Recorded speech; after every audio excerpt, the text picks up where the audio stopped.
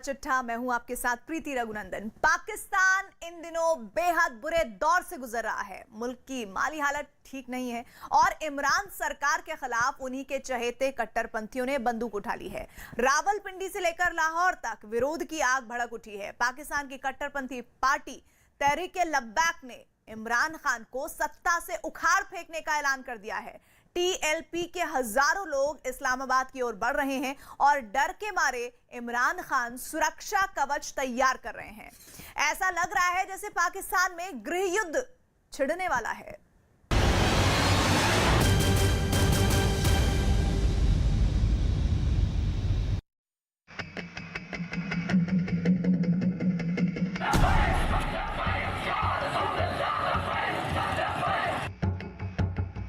मैंने साथ रिजवी साहब से अर्ज की है, फ्रांस इस सारे यूरोपीय यूनियन को हेड कर रहा है। फैटफ में हमारा एक पॉइंट रहता है, टीएलपी को भी समझ होनी चाहिए।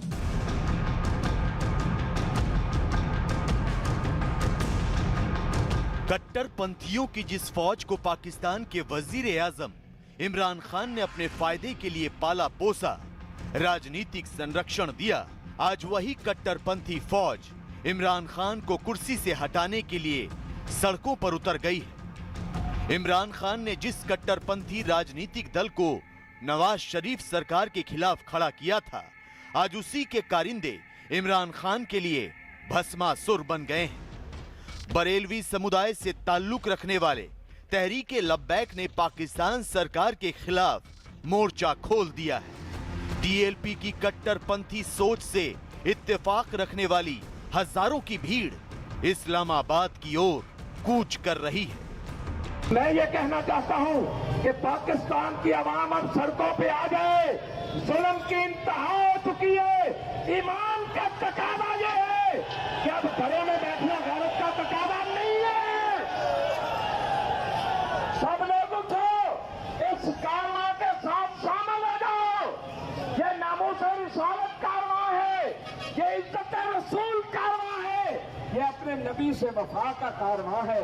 इसके साथ शामिल हो जाएं। हम इंशाअल्लाह इस्लामाबाद जाएंगे।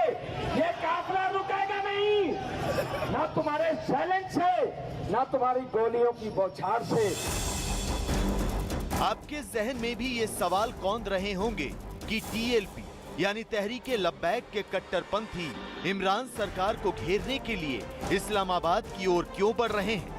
आखिर इमरान खान ने इस कट्टरपंथी जमात के साथ ऐसा क्या किया कि पाकिस्तान में गृह युद्ध जैसे हालात बन गए।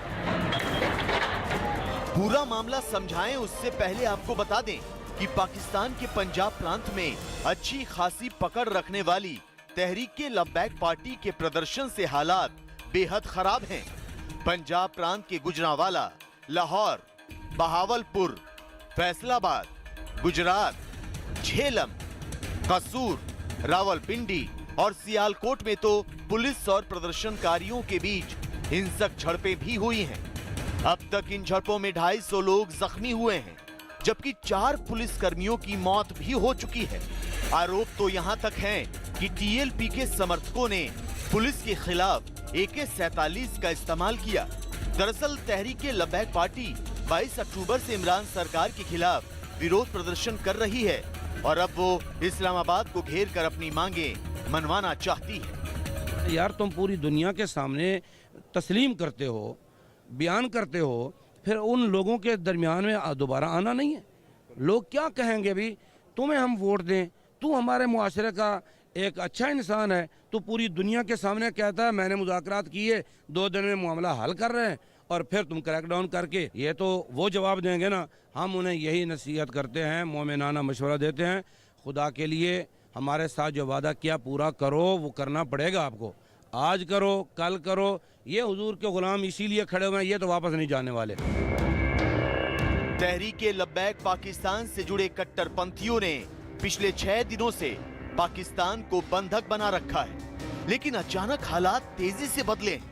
अब इस्लामी कट्टरपंथ को धार देने वाली इस पार्टी के लोग इस्लामाबाद की ओर बढ़ रहे हैं। वो इमरान सरकार पर दबाव बनाना चाहते हैं। वो पाकिस्तान में फ्रांस के राजदूत को देश से निकलवाना चाहते हैं। दरअसल फ्रांस के राष्ट्रपति इमैनुअल मैक्रों ने कुछ दिनों पहले इस्लाम पर टिप्पणी की थी, जिसके बाद तहरीके लब्बैक के प्रमुख रहे खादिम हुसैन रिजवी के बेटे साद रिजवी ने फ्रांस के खिलाफ मोर्चा खोल दिया था। साद रिजवी के नेतृत्व में टीएलपी के कार्यकर्ताओं ने इस्लामाबाद समेत पाकिस्तान के कई शहरों में आगजनी, तोड़फोड़ और जमकर उत्पात मचाया था। इसके बाद इमरान सरकार ने साद रिजवी और उसके समर्थकों को गिरफ्तार कर लिया। यही नहीं, इमरान सरकार ने टीएलपी पर प्रतिबंध भी लगा दिया। इसके बाद से ही टीएलपी के कार्यकर्ता साद रिजवी और उसके समर्थकों को रिहा करने के साथ फ्रांस के राजदूत को देश से बाहर निकालने की मांग पर अड़े हैं। तहरीके लब्बैक के समर्थकों ने 22 अक्टूबर को पंजाब प्रांत की राजधानी लाहौर समेत कई शहरों में जमकर उत्पात मचाया। ये समर्थक अपने सरगना साद रिजवी की रिहाई की मांग कर रहे हैं, साथ ही फ्रांसीसी दूतावास को बंद कराना चाहते हैं।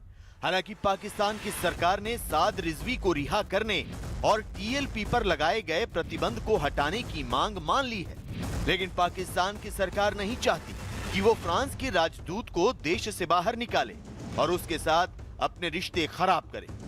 बस यही मामला अटका है और इमरान के सामने कट्टरपंथ का फंदा लटका है। टीएलपी समर्थक इस्लामाबाद की ओर बढ़ रहे हैं और उन्होंने चेतावनी दी है कि अगर सरकार ने पुलिस या सुरक्षा बल के जरिए उन्हें रोकने की कोशिश की तो बड़े पैमाने पर हिंसा हो सकती है। लिहाजा इमरान सरकार ने कहीं सड़कों पर कंटेनर खड़े कर दिए हैं, कहीं सड़कों पर रेत के ढेर रख दिए हैं, तो कहीं बड़े बड़े गड्ढे खोदकर प्रदर्शनकारियों को रोकने की कोशिश कर रही है। इस्लामाबाद की तरफ मुमकिन मार्च को रोकने के लिए वजीराबाद में जीटी रोड पर दोनों जानिब गहरी खंदक खोद दी गई है। तफसीलात जानते हैं अपने नुमाइंदे अहमद फराज से। जी नाज़रीन, हम इस वक्त जीटी रोड वजीराबाद पर मौजूद हैं और ये वो मुकाम है जहां पर इंतजामिया की जानिब से ये 100 फुट की सड़क थी, इस पूरी सड़क को खोद दिया गया है। आप देख सकते हैं कि ये किस कदर गहरा इसको खोदा गया है। ये 10 फुट इसकी गहराई और सारी मिट्टी निकाल कर साइड पे कर दी गई है। अगर टीएलपी की ओर से प्रदर्शन कर रहे लोग इस्लामाबाद पहुंच गए तो कानून व्यवस्था अपनी जगह, बाकी तमाम चीजें भी ठप हो सकती हैं।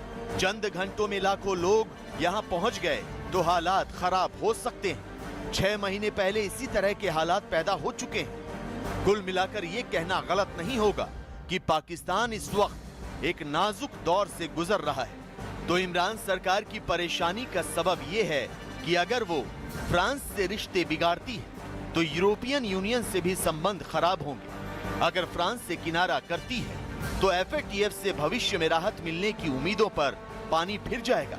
और अगर इमरान सरकार तहरीके लब्बैक की मांगे नहीं मानती तो क्रांति होगी और इमरान का सिंहासन भी हिल सकता है।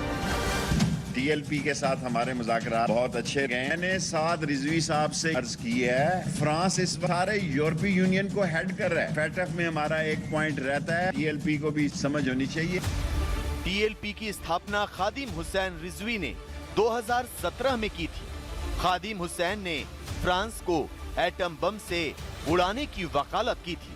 पिछले साल अक्टूबर में खादिम हुसैन रिजवी की मौत हो गई। पाकिस्तान में खादिम हुसैन रिजवी को चाहने वालों की तादाद इतनी ज्यादा है कि लाहौर में उनके जनाजे में लाखों की भीड़ उमड़ी थी। हालांकि खादिम रिजवी की मौत के बाद उनके बेटे साद रिजवी ने टीएलपी पर कब्जा जमा लिया और अब साद रिजवी अपने समर्थकों के दम पर इमरान खान को ब्लैकमेल कर रहा है।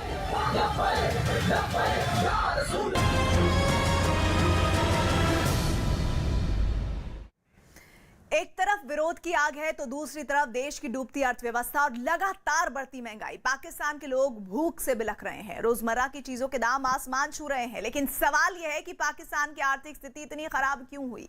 दरअसल पाकिस्तान ने कर्ज चुकाने के लिए कर्ज लेना बंद नहीं किया। अब तो आलम यह है कि इमरान खान को अपने देश को नीलाम होने से बचाने के लिए हाथ में कटोरा लेकर विश्व भ्रमण करना पड़ रहा है।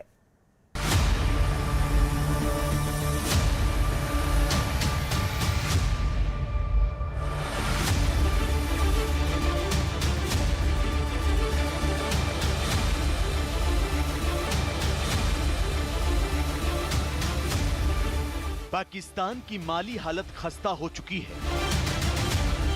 चीन पाकिस्तान को कर्ज देते देते थक चुका है। विश्व बैंक ने भी पाकिस्तान से मुंह फेर लिया है।